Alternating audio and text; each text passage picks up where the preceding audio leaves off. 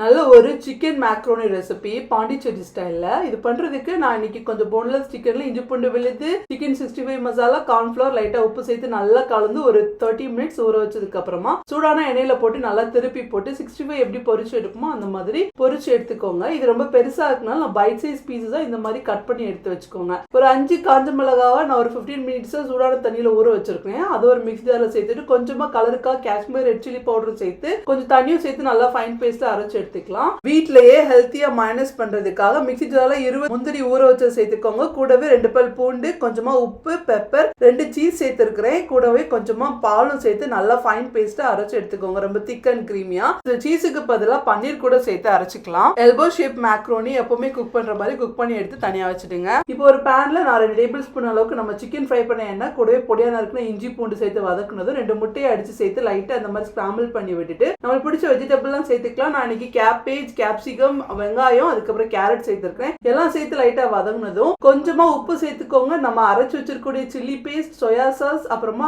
கொஞ்சம் tomato sauce எல்லாம் சேர்த்து கலந்து விட்டுட்டு ஃபைனலா மேக்ரோனி பண்ண சிக்கன் எல்லாம் சேர்த்து நல்லா ஹை ஃபிளேம்ல கலந்து எடுத்தீங்கன்னா நல்ல ஒரு பாண்டிச்சேரி ஸ்டைல் மேக்ரோனி ரெடி. இது சர்வ் பண்றதுக்கு முன்னாடி மேல கொஞ்சமா நம்ம பண்ண மயோனைஸ் சேர்த்து சர்வ் பண்ணுங்க. சாப்பிடவே ரொம்ப கிரீமியா நல்லா இருக்கும். கண்டிப்பா ட்ரை பண்ணி பாருங்க.